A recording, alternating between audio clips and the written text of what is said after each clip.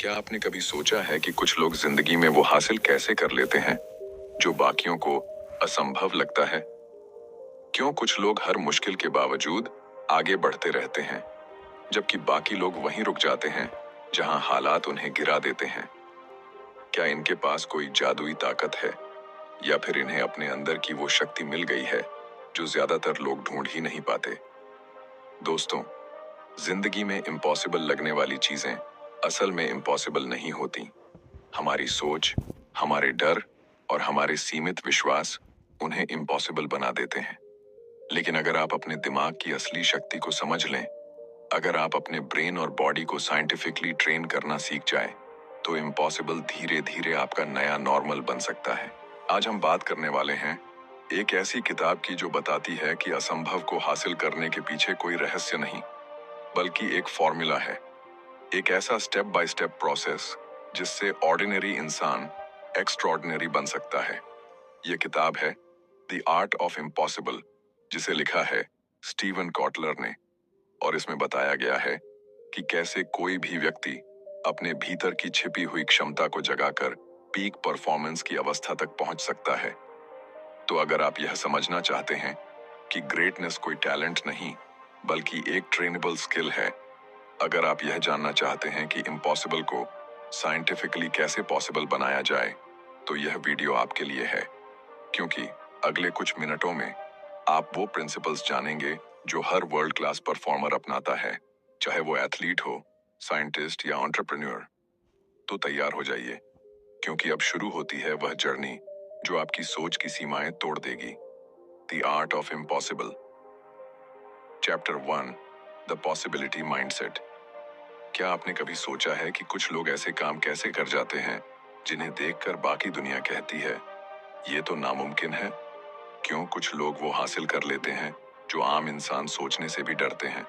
क्या उनके पास कोई जादुई ताकत होती है या वो बस दुनिया को हमसे अलग नजर से देखते हैं?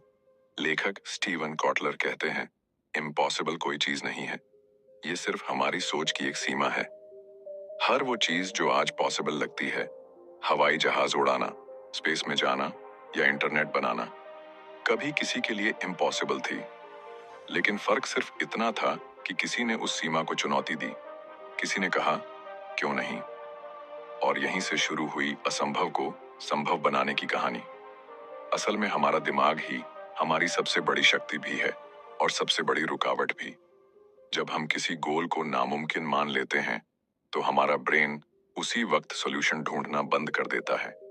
लेकिन जैसे ही हम ये सोचते हैं शायद ये किया जा सकता है, तो दिमाग अपने आप नए रास्ते तलाशने लगता है। न्यूरोसाइंस बताती है कि जब इंसान किसी मुश्किल चैलेंज को एक्सेप्ट करता है तो दिमाग में नए न्यूरल कनेक्शंस बनने लगते हैं जो क्रिएटिविटी, फोकस और कॉन्फिडेंस को कई गुना बढ़ा देते हैं। कॉटलर इसे कहते हैं पॉसिबिलिटी माइंडसेट, एक ऐसा नजरिया जहां इंसान सीमाओं को नहीं बल्कि संभावनाओं को देखता है। जब आप इस माइंडसेट में होते हैं तो हर असफलता सीख बन जाती है, हर डर एक चैलेंज में बदल जाता है और हर बाधा आपको आगे बढ़ाने का जरिया बन जाती है। इस माइंडसेट की नींव 4 सरल लेकिन गहरी चीजों पर टिकी है: क्यूरियोसिटी, पैशन, पर्पस और परसिस्टेंस। क्यूरियोसिटी यानी वो जिज्ञासा जो सवाल उठाती है, क्यों नहीं? यह आपको एक्सप्लोर करने के लिए प्रेरित करती है। जब ये जिज्ञासा किसी दिशा में गहराई पकड़ती है, वो बन जाती है पैशन, वो फ्यूल जो आपको रुकने नहीं देता। जब वो पैशन किसी बड़े मकसद से जुड़ जाता है, वो बन जाता है पर्पस, वो डायरेक्शन जो हर कठिनाई को अर्थ देती है। और जब रास्ता मुश्किल हो जाता है तो काम आती है परसिस्टेंस, वो जिद जो कहती है चाहे जितना वक्त लगे मैं हार नहीं मानूंगा। ये चारों मिलकर हमारे भीतर की इम्पॉसिबल एनर्जी को एक्टिवेट करते हैं। यही वो फॉर्मूला है जिसने हर महान उपलब्धि को जन्म दिया है। पॉसिबिलिटी माइंडसेट का मतलब सिर्फ पॉजिटिव सोचना नहीं है, बल्कि अपने दिमाग को साइंटिफिकली इस तरह ट्रेन करना है कि वो हर सिचुएशन में सॉल्यूशन देखने की आदत डाल ले। क्योंकि जब आप बिलीव करते हैं कि ये किया जा सकता है, तो आपका माइंड उसी दिशा में काम करना शुरू कर देता है। कॉटलर कहते हैं, इम्पॉसिबल कोई दीवार नहीं, एक दरवाजा है, और जो इंसान उस दरवाजे को खोलने की हिम्मत रखता है वो वही होता है जो दुनिया बदल देता है। हर इम्पॉसिबल जर्नी की शुरुआत इसी माइंडसेट से होती है। लेकिन अब सवाल यह है, जब हम इस पॉसिबिलिटी माइंडसेट को अपनाते हैं, तो वो कौन सी अवस्था होती है जहां इंसान अपनी पूरी पोटेंशियल पर पहुंच जाता है, जहां हर मुश्किल आसान लगने लगती है, हर चैलेंज फ्लो में बदल जाता है। Chapter 2, the flow state. क्या आपने कभी ऐसा पल महसूस किया है जब आप किसी काम में इतने डूब गए हों कि वक्त का एहसास ही खत्म हो गया हो, जहां हर चीज एफर्टलेसली चल रही हो, जहां आप अपने काम से इतने जुड़ गए हों कि बाकी दुनिया जैसे रुक गई हो? यही है वो अवस्था जिसे स्टीवन कॉटलर कहते हैं, फ्लो स्टेट। फ्लो वो कंडीशन है जहां आपका ब्रेन और बॉडी परफेक्ट सिंक में काम करते हैं, जहां आप अपनी बेस्ट परफॉर्मेंस देते हैं, बिना स्ट्रेस, बिना डर, बस प्योर फोकस और एंगेजमेंट के साथ। लेखक कहते हैं, flow is the state where impossible becomes inevitable. यानी यही वो पल होता है जब इंसान अपनी पूरी क्षमता तक पहुंच जाता है। अब सवाल यह है कि फ्लो होता कैसे है। फ्लो कोई जादू नहीं, बल्कि एक बायोलॉजिकल प्रोसेस है। जब आप किसी मीनिंगफुल गोल में गहराई से इन्वॉल्व होते हैं, तो आपके ब्रेन में कुछ खास न्यूरोकेमिकल्स रिलीज होते हैं। डोपामीन, नोरेपिनेफ्रिन, एनेंडामाइड, एंडोर्फिन्स और सेरोटोनिन। ये केमिकल्स मिलकर आपके फोकस को तेज करते हैं, क्रिएटिविटी को बढ़ाते हैं और आपको ऐसी क्लैरिटी देते हैं जहां हर कदम सही दिशा में लगता है। फ्लो में आने के लिए कुछ कंडीशन जरूरी होती हैं। पहली, आपके पास एक क्लियर गोल होना चाहिए। आपको पता होना चाहिए कि आप क्या हासिल करना चाहते हैं। दूसरी, आपको इंस्टेंट फीडबैक मिलना चाहिए, ताकि आपका ब्रेन तुरंत जान सके कि आप सही दिशा में हैं या नहीं। और तीसरी, चैलेंज और स्किल का बैलेंस होना चाहिए। अगर टास्क बहुत आसान है तो आप बोर हो जाएंगे, अगर बहुत मुश्किल है तो एंग्जाइटी बढ़ जाएगी। फ्लो तभी आता है जब काम इतना कठिन हो कि आपको अलर्ट रखे, लेकिन इतना भी कठिन ना हो कि आप हार मान लें। फ्लो के दौरान आपका प्रीफ्रंटल कॉर्टेक्स यानी डिसीजन मेकिंग चैप्टर अस्थायी रूप से शांत हो जाता है। इससे सेल्फ डाउट और फियर दोनों फेड हो जाते हैं। आप बस काम में पूरी तरह प्रेजेंट होते हैं। इसीलिए टॉप एथलीट्स, म्यूजिशियंस, साइंटिस्ट्स और एंटरप्रेन्योर्स अपने बेस्ट मोमेंट्स में इसी अवस्था में होते हैं। फ्लो में इंसान की प्रोडक्टिविटी 5 गुना तक बढ़ जाती है और क्रिएटिविटी 4 गुना से ज्यादा। लेकिन फ्लो सिर्फ काम के लिए नहीं होता, यह एक जीवन जीने का तरीका है। जब आप किसी काम में मीनिंग ढूंढते हैं, तो आप नेचुरली फ्लो में जाते हैं। इस अवस्था में मेहनत भी आनंद बन जाती है। आपकी अवेयरनेस इतनी गहरी हो जाती है कि छोटी छोटी चीजों में भी परफेक्शन नजर आने लगता है। फ्लो हमें यह एहसास कराता है कि हमारे अंदर वो शक्ति है जो हर असंभव काम को सहज बना सकती है। यह वो पल है जब हम कर रहे हैं से आगे बढ़कर हो रहे हैं की स्थिति में पहुंचते हैं, जहां आप काम नहीं करते, आप काम बन जाते हैं। लेकिन फ्लो को कायम रखना आसान नहीं है। फ्लो तक पहुंचना एक कला है और उसे मेंटेन करना एक साइंस। अब सवाल यह है, फ्लो को ट्रिगर कैसे किया जाए? कौन सी चीजें हमें बार बार इस अवस्था में ला सकती हैं? इसका जवाब है the motivation code. Chapter 3, the motivation code. क्या आपने कभी सोचा है कि कुछ लोग सालों तक किसी एक गोल पर काम करते रहते हैं, बिना थके, बिना रुके, और आखिरकार वो हासिल कर लेते हैं जो बाकियों के लिए बस एक सपना बनकर रह जाता है, क्योंकि उनके अंदर सिर्फ मोटिवेशन नहीं, बल्कि एक सिस्टम होता है, एक ऐसा फॉर्मूला जो उन्हें हर मुश्किल के बावजूद आगे बढ़ाता है। स्टीवन कॉटलर इसे कहते हैं द मोटिवेशन कोड। लेखक बताते हैं कि मोटिवेशन कोई जादू नहीं है, यह 4 पावरफुल फोर्सेस का कॉम्बिनेशन है: क्यूरियोसिटी, पैशन, पर्पस और परसिस्टेंस। और यही वो 4 इंजन हैं जो हर महान उपलब्धि के पीछे काम करते हैं। सबसे पहले आती है क्यूरियोसिटी, वो छोटी सी चिंगारी जो हमारे दिमाग में सवाल जगाती है। क्यों, कैसे, क्या होगा अगर? यही वो सोच है जो हमें एक्सप्लोर करने पर मजबूर करती है। क्यूरियोसिटी हमारे अंदर एक्साइटमेंट पैदा करती है और बोर्डम को खत्म करती है। जब आप जेन्युइनली किसी चीज में इंटरेस्टेड होते हैं, तो आपका ब्रेन डोपामिन रिलीज करता है, जो आपको सीखने और समझने में खुशी देता है। यहीं से शुरू होती है मोटिवेशन की जर्नी। क्यूरियोसिटी जब गहराई पकड़ती है, तो वो बदल जाती है पैशन में। पैशन वो फ्यूल है जो आपको रात दिन काम करने पर मजबूर करता है, बिना किसी एक्सटर्नल पुश के। लेकिन सिर्फ पैशन काफी नहीं होता, क्योंकि बिना डायरेक्शन का पैशन आपको थका सकता है। इसलिए आता है तीसरा एलिमेंट, पर्पस। जब आपका पैशन किसी बड़े मकसद से जुड़ता है, तो आपकी एनर्जी एक दिशा में बहने लगती है। पर्पस वो रीजन है जो हर कठिनाई के बीच आपको टिकाए रखता है। जब आप किसी चीज के पीछे सिर्फ अपने लिए नहीं, बल्कि किसी मीनिंगफुल कॉज के लिए काम करते हैं, तो आपकी मोटिवेशन कई गुना बढ़ जाती है। और फिर आता है सबसे मुश्किल लेकिन सबसे जरूरी हिस्सा, परसिस्टेंस। यानी वो जिद जो कहती है, मैं रुकूंगा नहीं। क्योंकि शुरुआत में क्यूरियोसिटी आपको आकर्षित करती है, पैशन आपको तेजी देता है, पर्पस आपको दिशा देता है। लेकिन जब हालात कठिन हो जाते हैं, तो वही परसिस्टेंस आपको अंत तक पहुंचाती है। परसिस्टेंस का मतलब है हर असफलता से सीखना और हर गिरावट के बाद फिर से उठना। कॉटलर कहते हैं, मोटिवेशन कोई एक बार जलने वाली आग नहीं है, यह एक प्रोसेस है जिसे रोज जलाना पड़ता है। और इस प्रोसेस की शुरुआत क्यूरियोसिटी से होती है और अंत परसिस्टेंस पर। यही वो 4 लेयर्स हैं जो मिलकर आपकी एनर्जी को फ्लो की अवस्था तक ले जाती हैं। अब सवाल यह उठता है, जब मोटिवेशन का सिस्टम तैयार हो गया, तो हमारा ब्रेन और बॉडी इस एनर्जी को पीक परफॉर्मेंस में कैसे बदलते हैं? कैसे एक इंसान अपने अंदर की बायोलॉजिकल मशीनरी को इस तरह एक्टिवेट कर सकता है कि वो हर चैलेंज को एफर्टलेस तरीके से संभाल ले? यही है अगला कदम, the neurobiology of peak performance. Chapter 4, the neurobiology of peak performance. क्या आपने कभी महसूस किया है कि कुछ पलों में आप अपनी बेस्ट परफॉर्मेंस देते हैं, जैसे सब कुछ बिल्कुल परफेक्ट चल रहा हो? आपका माइंड क्रिस्टल क्लियर होता है, बॉडी परफेक्टली कोऑर्डिनेटेड होती है और हर स्टेप अपने आप सही जगह पर फिट होता जाता है। ऐसा लगता है जैसे आप किसी इनविजिबल रिदम के साथ चल रहे हों। यह कोई मैजिक नहीं, बल्कि साइंस है। स्टीवन कॉटलर इसे कहते हैं, the neurobiology of peak performance.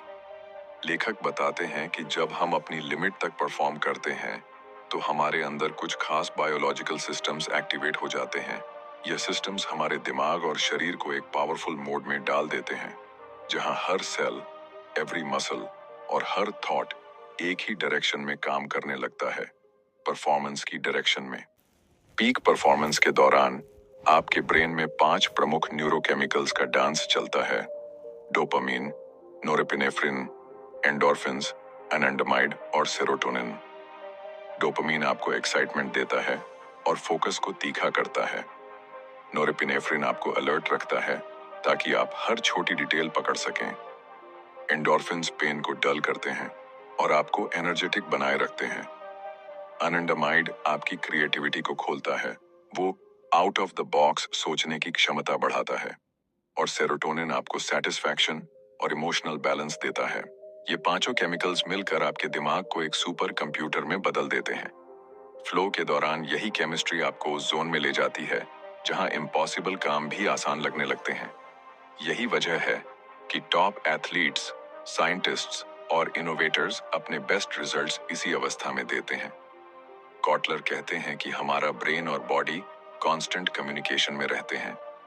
जब आप किसी मीनिंगफुल गोल में पूरी इंटेंसिटी से लगते हैं, तो आपका नर्वस सिस्टम सिंपैथेटिक मोड से पैरासिम्पैथेटिक मोड में शिफ्ट करता है, यानी फाइट और फ्लाइट से ग्रोथ एंड फ्लो मोड में। इस अवस्था में आपकी ब्रीथिंग, हार्ट रेट, हॉर्मोन्स सब सिंक हो जाते हैं। आपके अंदर एनर्जी वेस्ट नहीं होती, वो प्योर फोकस में कन्वर्ट हो जाती है। पीक परफॉर्मेंस का सीक्रेट सिर्फ मोटिवेशन या टैलेंट नहीं है, यह बायोलॉजी को समझना और उसका सही यूज करना है। अगर आप अपने दिमाग की केमिस्ट्री को समझ लें, तो आप जान पाएंगे कि किस वक्त आपका ब्रेन किस फ्यूल पर काम करता है। उदाहरण के लिए, जब डोपामीन लेवल सही होता है, तो फोकस नेचुरली बढ़ता है, डिस्ट्रैक्शन कम होती है। लेकिन जब स्ट्रेस बहुत ज्यादा हो जाए, तो नोरेपिनेफ्रिन ओवरलोड हो जाता है और ब्रेन फ्रीज करने लगता है। इसलिए बैलेंस बनाना जरूरी है। पीक परफॉर्मर्स अपनी बायोलॉजी के साथ लड़ते नहीं, उसे समझते हैं और उसके साथ काम करते हैं। वो जानते हैं कि कब पुश करना है और कब पॉज लेना है, क्योंकि परफॉर्मेंस सिर्फ एफर्ट से नहीं आती, यह सही स्टेट ऑफ माइंड और सही केमिस्ट्री से आती है। कॉटलर कहते हैं, पीक परफॉर्मेंस कोई एक्सीडेंट नहीं, यह एक डिजाइन है। जब आप अपने ब्रेन के साइंस को समझकर काम करते हैं तो आप अपनी लिमिट्स को साइंटिफिकली एक्सपैंड कर सकते हैं, और यही वो नॉलेज है जो इम्पॉसिबल को प्रोसेस में बदल देती है। अब सवाल उठता है, जब हमारा ब्रेन और बॉडी इस तरह परफेक्टली अलाइंड है तो हमें अपनी डायरेक्शन कौन देता है?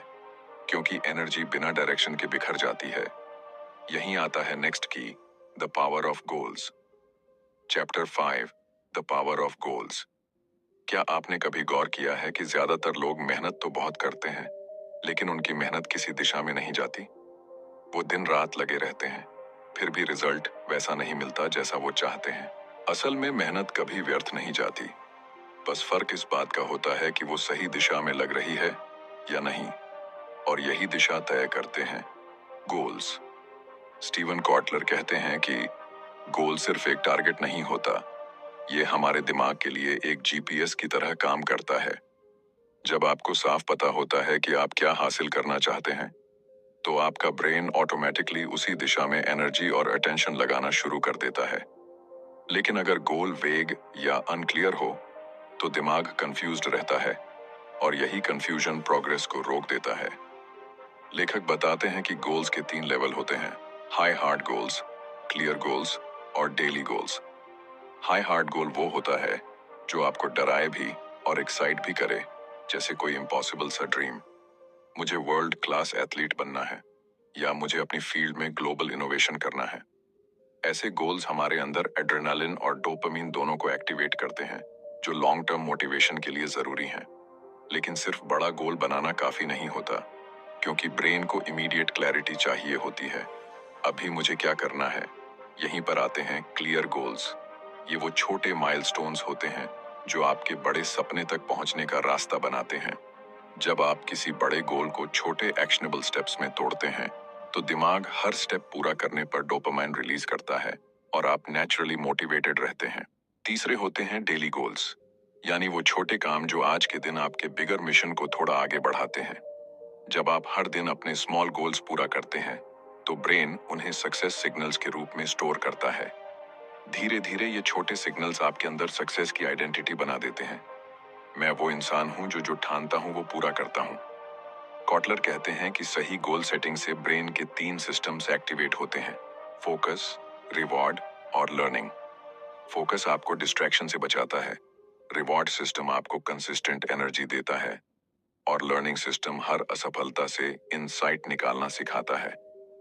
जब ये तीनों साथ काम करते हैं तो परफॉर्मेंस नेचुरली पीक पर पहुंचती है। लेकिन एक और दिलचस्प बात है, आपके गोल्स जितने मीनिंगफुल होंगे आपका ब्रेन उतनी ज्यादा एफिशिएंसी से काम करेगा, क्योंकि मीनिंगफुल गोल्स में पर्पस होता है, और पर्पस आपके नर्वस सिस्टम को स्टेबलाइज करता है। आपका दिमाग डर की जगह उत्साह से काम करता है, यानी सही गोल न सिर्फ दिशा देता है बल्कि आपकी बायोलॉजी को भी अपग्रेड कर देता है। कॉटलर कहते हैं, goals are the bridge between impossible and possible. जब आपके गोल्स क्लियर होते हैं तो हर चैलेंज एक स्टेप बन जाता है, हर स्ट्रगल एक पाथ। आपका माइंड डरना छोड़ देता है क्योंकि उसे पता होता है कि उसे कहां पहुंचना है। लेकिन अब सवाल यह है, जब हमारे पास मोटिवेशन और गोल्स दोनों हैं तो क्या चीज हमें रोकती है? क्यों हम फिर भी कभी कभी फोकस खो देते हैं, डिस्ट्रैक्शन में फंस जाते हैं या कंसिस्टेंसी बनाए नहीं रख पाते? इसका जवाब है the power of focus and attention. Chapter 6, mastering focus and attention. क्या आपने कभी किसी काम को शुरू करते वक्त महसूस किया है कि शुरुआत में सब कुछ आसान लगता है, लेकिन कुछ ही मिनटों बाद आपका माइंड भटकने लगता है? आपका फोन एक बार बजता है और कंसंट्रेशन टूट जाती है। आप वापस काम पर आते हैं, फिर कुछ मिनट बाद फिर वही साइकिल दोहराई जाती है। असल में आज की दुनिया में डिस्ट्रैक्शन कोई आदत नहीं रही, ये एक डिजाइन बन चुका है। और अगर आप फोकस को मास्टर नहीं करते तो आप अपनी एनर्जी, टाइम और क्रिएटिविटी तीनों खो देते हैं। स्टीवन कॉटलर कहते हैं कि focus is the currency of performance, यानी अगर आप फोकस खोते हैं तो आप प्रोग्रेस खोते हैं। हमारा ब्रेन लिमिटेड अटेंशन के साथ काम करता है, इसलिए जो चीज सबसे ज्यादा अटेंशन खींचती है वो हमारे बिहेवियर को कंट्रोल करने लगती है। सोशल मीडिया नोटिफिकेशंस, ईमेल्स और लगातार चेंजिंग एनवायरनमेंट हमारे दिमाग को स्मॉल डोपामीन हिट्स देते हैं। ये डोपामीन हमें थोड़ी देर के लिए एक्साइटेड तो करता है, लेकिन लॉन्ग टर्म फोकस को कमजोर कर देता है। अब सवाल है, फोकस को साइंटिफिकली स्ट्रांग कैसे बनाया जाए? कॉटलर के अनुसार इसके 3 फंडामेंटल रूल्स हैं: क्लैरिटी, एनवायरनमेंट और रिकवरी। सबसे पहले आती है क्लैरिटी। अगर आपको पता ही नहीं कि आपको किस पर ध्यान देना है, तो आपका माइंड ऑटोमेटिकली भटक जाएगा। इसीलिए हर दिन शुरू करने से पहले अपने टॉप 3 प्रायोरिटीज लिखें। जब ब्रेन को क्लियर टारगेट मिलता है, तो वो नेचुरली डिस्ट्रैक्शंस को इग्नोर करने लगता है। क्लियर गोल्स फोकस के लिए वैसे ही हैं जैसे जीपीएस नेविगेशन के लिए डेस्टिनेशन। दूसरा फैक्टर है एनवायरनमेंट। आपका फिजिकल और डिजिटल एनवायरनमेंट आपके फोकस की क्वालिटी तय करता है। अगर आपके आसपास केओस है, तो आपका माइंड कांस्टेंट माइक्रो स्ट्रेस में रहेगा। कॉटलर कहते हैं, your environment is your invisible productivity partner. इसलिए जब भी डीप वर्क करना हो, नोटिफिकेशंस बंद करें, डेस्क साफ रखें और ऐसे स्पेस में बैठें जहां आपका माइंड काल्म रह सके। तीसरा और सबसे अंडररेटेड एलिमेंट है रिकवरी। फोकस कोई मसल नहीं, लेकिन इसकी एनर्जी फाइनाइट होती है। ब्रेन जितना कॉन्सेंट्रेट करता है, उतना ग्लूकोज और ऑक्सीजन कंज्यूम करता है। अगर आप ब्रेक्स नहीं लेते, तो मेंटल फटीग आपका फोकस डिस्ट्रॉय कर देती है। इसलिए डीप वर्क के बाद स्मॉल पॉजेस लेना जरूरी है। 5 minute breathing break, short walk या स्ट्रेचिंग, ये छोटे रीसेट्स आपके अटेंशन को रिचार्ज करते हैं। कॉटलर कहते हैं कि लॉन्ग टर्म फोकस का सीक्रेट डिसिप्लिन नहीं, रिदम है। आपको अपने काम की रिदम पहचाननी होगी। कब आप सबसे ज्यादा अलर्ट रहते हैं, कब आपके एनर्जी डिप्स आते हैं। अगर आप अपने फोकस साइकिल्स को समझकर काम करते हैं, तो आप दिन भर पीक परफॉर्मेंस में रह सकते हैं। फ्लो और फोकस एक दूसरे के साथ ही हैं। फ्लो तब तक नहीं आता जब तक फोकस स्टेबल ना हो, और फोकस तब तक परफेक्ट नहीं होता जब तक आप डिस्ट्रैक्शंस को डिजाइन से बाहर ना कर दें। अब सोचिए, जब आपने फोकस को कंट्रोल करना सीख लिया, तो क्या चीज है जो अब भी आपको रोकती है? क्यों हम कई बार कुछ नया करने से पहले डर जाते हैं, रिस्क लेने से बचते हैं या कंफर्ट जोन से बाहर आने में हिचकिचाते हैं? इसका जवाब है fear and risk. Chapter 7, fear and risk, turning stress into power. क्या आपने कभी ऐसा महसूस किया है कि कोई बड़ा मौका आपके सामने था, लेकिन डर ने आपको रोक लिया? आप जानते थे कि यह कदम आपकी जिंदगी बदल सकता है, फिर भी आपने हिचकिचाकर उसे छोड़ दिया। हम सब ऐसा करते हैं, क्योंकि हमारा दिमाग हमें सुरक्षित रखना चाहता है। लेकिन यही डर अगर सही तरीके से समझा जाए, तो वही ऊर्जा बन सकता है जो आपको असंभव तक ले जाए। स्टीवन कॉटलर कहते हैं, fear is not your enemy, it's your compass. यानी डर कोई रुकावट नहीं, बल्कि एक दिशा सूचक है। जहां डर है, वहीं ग्रोथ है। क्योंकि डर हमेशा उस जगह जन्म लेता है जहां आपके कंफर्ट जोन की सीमा खत्म होती है। जब आप किसी चीज से डरते हैं, तो इसका मतलब है कि वहां कुछ ऐसा है जो आपके अंदर की क्षमता को बढ़ा सकता है। अब बात करते हैं साइंस की। जब आप डर महसूस करते हैं, तो आपके ब्रेन का अमिगडाला एक्टिव हो जाता है। यह आपका थ्रेट डिटेक्शन सेंटर है, जो आपके शरीर में फाइट और फ्लाइट रिस्पॉन्स शुरू करता है। हार्ट रेट बढ़ता है, ब्रीदिंग तेज हो जाती है और ब्लड आपकी मसल्स की तरफ जाता है। यह सब इसीलिए होता है ताकि आप तेजी से एक्शन ले सकें। प्रॉब्लम यह है कि हम इस एनर्जी को गलत तरीके से इंटरप्रेट करते हैं। हम इसे खतरे के रूप में देखते हैं, जबकि यह असल में परफॉर्मेंस एनर्जी होती है। कॉटलर कहते हैं, if you can control your fear, you can control your performance. यानी डर को दबाने की नहीं, उसे हार्नेस करने की जरूरत है। टॉप परफॉर्मर्स डर से भागते नहीं, बल्कि उसे एक्साइटमेंट की तरह यूज करते हैं। क्योंकि डर और एक्साइटमेंट की फिजियोलॉजिकल केमिस्ट्री लगभग एक जैसी होती है। अंतर सिर्फ इंटरप्रिटेशन का होता है। अगर आप सोचें, मैं डर रहा हूं, तो बॉडी थ्रेट महसूस करती है। अगर आप सोचें, मैं एक्साइटेड हूं, तो वही एनर्जी आपको फोकस देती है। रिस्क और फियर हमेशा साथ चलते हैं। अगर आप रिस्क नहीं ले रहे, तो आप कंफर्ट जोन में हैं और वहां ग्रोथ नहीं होती। लेकिन स्मार्ट रिस्क टेकिंग का मतलब है कि आप तैयारी के साथ अज्ञात में कदम रखें। इम्पॉसिबल हासिल करने वाले लोग ब्लाइंड जंप्स नहीं लगाते, वो कैलकुलेटेड लीप्स लेते हैं। वो जानते हैं कि हर डर एक सिग्नल है जहां उन्हें अपनी कैपेसिटी बढ़ानी है। कॉटलर बताते हैं कि जब आप डर का सामना बार बार करते हैं तो ब्रेन उस फियर रिस्पॉन्स को रिवायर करने लगता है। एमिगडाला शांत होने लगती है और प्रीफ्रंटल कॉर्टेक्स, जो डिसीजन मेकिंग का सेंटर है, ज्यादा कंट्रोल में आ जाता है। यानी आप पैनिक मोड से परफॉर्मेंस मोड में शिफ्ट हो जाते हैं। इसी प्रोसेस को कहते हैं फियर एडेप्टेशन। आप डर के साथ कंफर्टेबल हो जाते हैं और वही चीज जो कभी ऑब्स्टिकल थी अब आपकी स्ट्रेंथ बन जाती है। तो अगली बार जब डर महसूस हो तो उससे भागिए मत, उसे ऑब्जर्व कीजिए, समझिए और उसका इस्तेमाल कीजिए, क्योंकि डर हमेशा उस दिशा में इशारा करता है जहां आपके अगले लेवल की शक्ति छिपी है।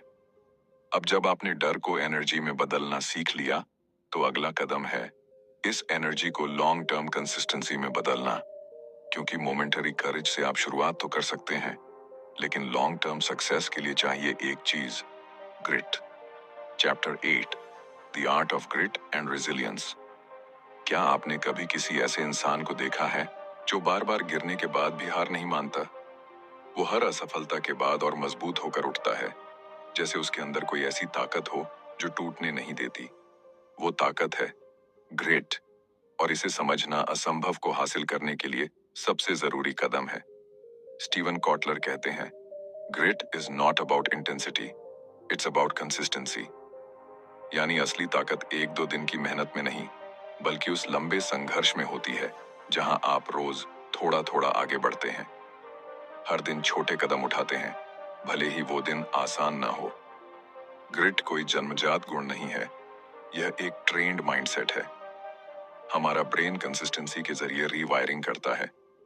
जब आप किसी मुश्किल चीज पर लगातार काम करते हैं तो आपके न्यूरॉन्स उस स्किल से जुड़ी पाथवेज को मजबूत करते हैं। इसीलिए जो लोग लगातार प्रैक्टिस करते हैं वो इवेंचुअली एफर्टलेस लगने लगते हैं। वो अब स्किल नहीं सीख रहे होते, वो स्किल बन चुके होते हैं। लेकिन ग्रिट केवल फिजिकल एफर्ट नहीं, मेंटल रेजिलियंस का भी दूसरा नाम है। रेजिलियंस का मतलब है कठिनाई को स्वीकार करना और फिर भी आगे बढ़ना। जब आप असफल होते हैं तो आपका ब्रेन कॉर्टिसोल रिलीज करता है, जो स्ट्रेस हार्मोन है। अगर आप हार मान लें तो ये हार्मोन आपको और कमजोर कर देता है। लेकिन अगर आप कामली उस स्थिति को हैंडल करते हैं तो ब्रेन नए कोपिंग मैकेनिज्म्स डेवलप करता है। यानी हर बार की असफलता आपके नर्वस सिस्टम को और मजबूत बनाती है। कॉटलर बताते हैं कि ग्रिट 3 लेयर्स में बनती है, मोटिवेशन, हैबिट और मीनिंग।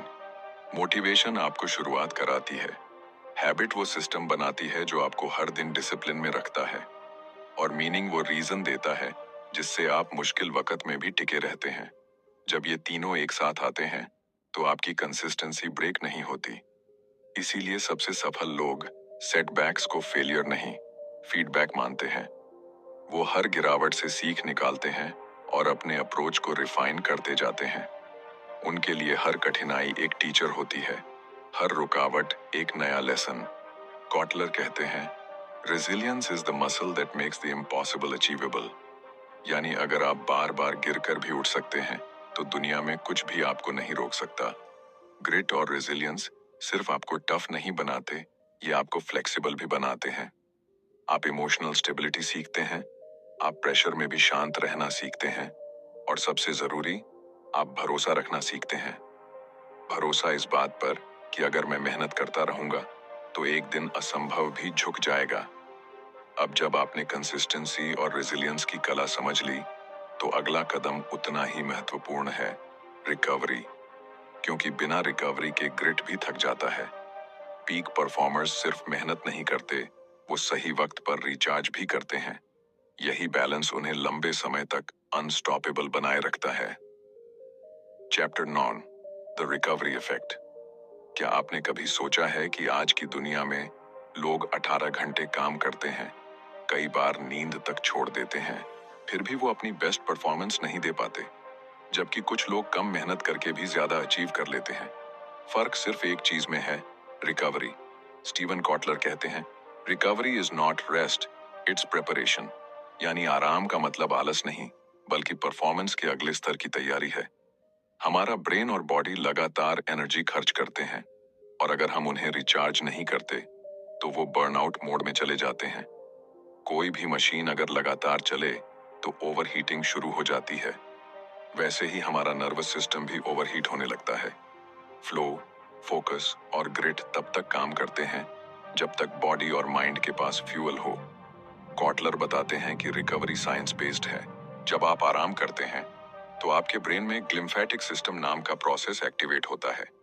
यह सिस्टम वेस्ट टॉक्सिन्स को साफ करता है और न्यूरॉन्स को रिपेयर करता है, जिससे लर्निंग और मेमोरी दोनों इंप्रूव होते हैं।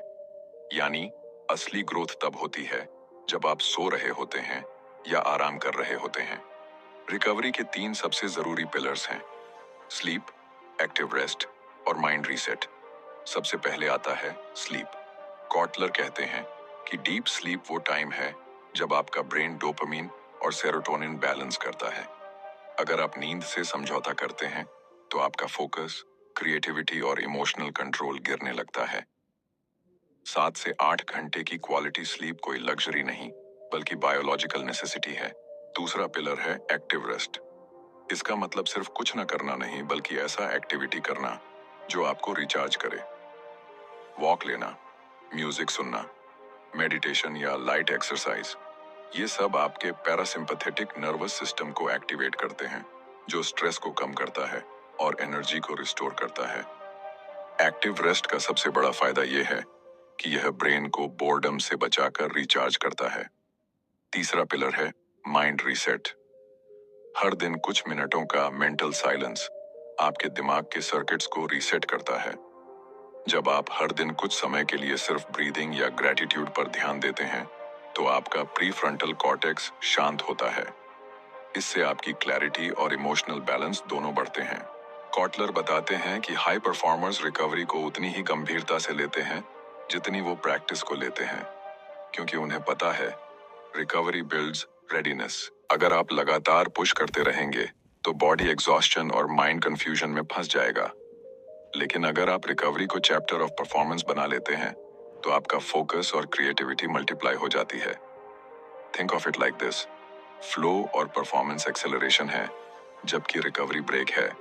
अगर ब्रेक ना हो तो एक्सेलरेशन का कोई मतलब नहीं।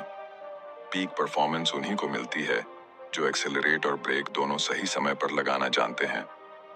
अब जब आपने सीखा कि कैसे रिकवरी आपकी परफॉर्मेंस को सस्टेन करती है, तो आखिरी कदम है सबको एक साथ जोड़ना, क्योंकि असली मास्टरी तब आती है जब आप इन सभी principles mindset, flow, motivation, biology, focus, fear, grit और रिकवरी को एक सिंगल लाइफस्टाइल में बदल देते हैं। Chapter 10, becoming limitless. क्या आपने कभी सोचा है कि कुछ लोग जिंदगी में हर बार जीत क्यों जाते हैं? वो चाहे कोई भी फील्ड हो, बिजनेस, स्पोर्ट्स या क्रिएटिविटी, वो हर जगह एक्सेलेंस के नए स्टैंडर्ड सेट करते हैं। स्टीवन कॉटलर कहते हैं कि ऐसे लोग बॉर्न गिफ्टेड नहीं होते, बल्कि उन्होंने अपने अंदर एक सिस्टम डेवलप किया होता है, एक प्रोसेस जो असंभव को उनका नया नॉर्मल बना देता है।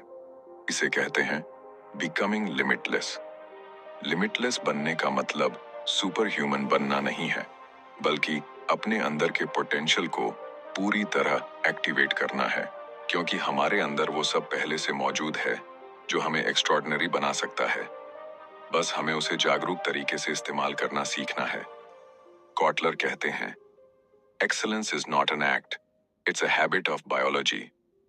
यानी अगर आप अपनी बायोलॉजी, साइकोलॉजी और फोकस को समझ लें तो आप हर क्षेत्र में पीक परफॉर्मेंस तक पहुंच सकते हैं। बिकमिंग लिमिटलेस का पहला कदम है इंटीग्रेशन। अब तक आपने सीखा कि पॉसिबिलिटी माइंडसेट कैसे सोच बदलता है, फ्लो स्टेट कैसे परफॉर्मेंस बढ़ाता है, मोटिवेशन कोड आपको एनर्जी देता है और रिकवरी कैसे उस एनर्जी को सस्टेन करता है। लिमिटलेस बनने का मतलब है इन सबको एक साथ इस्तेमाल करना। जब आप सही माइंडसेट के साथ फोकस्ड एक्शन लेते हैं तो फ्लो अपने आप आता है। जब फ्लो आता है तो मोटिवेशन बढ़ती है। जब मोटिवेशन बढ़ती है तो ग्रिट और परसिस्टेंस मजबूत होते हैं। और जब ग्रिट को रिकवरी का सपोर्ट मिलता है तो परफॉर्मेंस टिकाऊ बनती है। यही है हाई परफॉर्मेंस का क्लोज्ड लूप सिस्टम। कॉटलर कहते हैं कि इम्पॉसिबल हासिल करने वाले लोग कभी सिर्फ गोल्स के पीछे नहीं भागते, वो सिस्टम्स बनाते हैं। वो जानते हैं कि कंसिस्टेंसी, क्यूरियोसिटी और पर्पस उन्हें हर दिन थोड़ा बेहतर बनाते हैं। उनके लिए जीत का मतलब किसी डेस्टिनेशन तक पहुंचना नहीं, बल्कि हर दिन इवॉल्व होना है। लिमिटलेस बनने के लिए आपको परफेक्शन नहीं चाहिए, बस प्रोग्रेस चाहिए। रोज की छोटी छोटी जीतें जो आपके ब्रेन को ट्रेन करती हैं कि मैं कर सकता हूं। अब बात करते हैं साइंस की। जब आप लगातार चैलेंज और रिकवरी के बीच बैलेंस रखते हैं, तो आपका नर्वस सिस्टम अडेप्टेबिलिटी डेवलप करता है। आपका ब्रेन स्ट्रेस को खतरे के रूप में नहीं, बल्कि अपॉर्चुनिटी के रूप में देखना सीखता है। यही वो रिवायरिंग है जो आपको मेंटल फ्लेक्सिबिलिटी देती है, जहां डर और डाउट भी आपके अलाइज बन जाते हैं। लिमिटलेस बनने का दूसरा सीक्रेट है आइडेंटिटी शिफ्ट। अगर आप खुद को ऑर्डिनरी मानते रहेंगे, तो आपके डिसीजंस भी ऑर्डिनरी होंगे। लेकिन जब आप खुद को केपेबल, क्रिएटिव और स्ट्रांग मानना शुरू करते हैं, तो आपका माइंड उसी के अनुसार काम करने लगता है, क्योंकि हमारा सबकॉन्शियस माइंड उसी डायरेक्शन में एनर्जी भेजता है जहां हम विश्वास करते हैं कि हम बिलोंग करते हैं। इसलिए खुद से कहिए, I am not limited by my past, I am defined by my potential. Kotler कहते हैं कि लिमिटलेस माइंडसेट में जीना मतलब हर दिन खुद को थोड़ा अनकंफर्टेबल बनाना, क्योंकि ग्रोथ कंफर्ट जोन में नहीं होती। जब आप हर दिन कुछ ऐसा करते हैं जो थोड़ा मुश्किल लगता है, तो आपका ब्रेन लगातार इवॉल्व होता है, और यही एवोल्यूशन आपको एक्स्ट्रॉर्डिनरी बनाता है। लिमिटलेस बनने का मतलब सिर्फ बड़े सपने देखना नहीं, बल्कि उन सपनों को सिस्टमैटिक तरीके से रियलिटी में बदलना है। माइंडसेट से शुरुआत होती है। फ्लो आपको स्पीड देता है, मोटिवेशन आपको एनर्जी देता है, फियर आपको डायरेक्शन देता है, ग्रिट आपको स्ट्रेंथ देता है, और रिकवरी आपको सस्टेनेबिलिटी देती है। जब ये सब एक साथ काम करते हैं, तो आप अनस्टॉपेबल बन जाते हैं। स्टीवन कॉटलर कहते हैं, impossible doesn't mean you can't do it, it only means you haven't done it yet. यानी हर असंभव चीज आपके अगले लेवल का दरवाजा है।